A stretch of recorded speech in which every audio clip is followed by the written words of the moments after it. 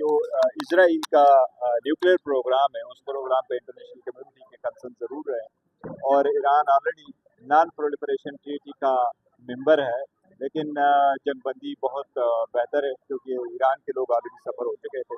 अब उसके जो न्यूक्लियर प्रोग्राम है उसका भी एक तस्वीर होना चाहिए और ये जो जंगबंदी हुई है ये मुस्तकिल तौर पे हो ताकि फ्यूचर में ईरान सफ़र ना करे। सर इस वक्त हम कहाँ खड़े थे सर? हमने ये ईरान के हक में करारदाद पास की, फिर डोनाल्ड ट्रंप को नोबेल प्राइज़ के लिए हमने नामजद किया, फिर रात कतर के ऊपर हमला हुआ तो सबसे पहले हमने उसके साथ इज़हार यकजहती की। तो हम कहाँ पे खड़े हुए थे? आपको कोई समझ आई है सर हुकूमत की पॉलिसी? सर नहीं, हुकूमत की पॉलिसी तो नहीं आएगी, लेकिन जहाँ तक पाकिस्तान का ताल्लुक है, देखो पाकिस्तान मुस्लिम कंट्रीज़ के साथ है, ईरान के साथ शाना बशाना रहे और this is how it works international community में, क्योंकि आप सपोर्ट करते हैं, आप जंग में पार्टिसिपेट नहीं करते, आप इसको और पार्टिसिपेट करके एस्केलेट नहीं करते, आप डी एस्केलेशन में कोशिश करते हैं। और सारी मुस्लिम दुनिया ने OIC बुला करके उन्होंने भी ये रिकमेंडेशन दी थी कि सीज़ फायर होने चाहिए।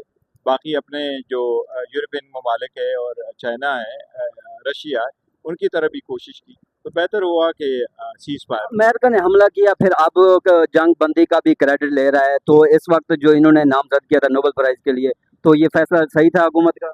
नहीं, देखो मैं तो नोबेल प्राइज़ पे इतना कहता हूँ कि नोबेल प्राइज़ की जो नॉर्वेजियन कमेटी है वो कमेटी आप फैसला करती है, वो हुकूमत की रिकमेंडेशन पे कभी नहीं जाती, ना हुकूमत की रिकमेंडेशन को एक्सेप्ट करती है।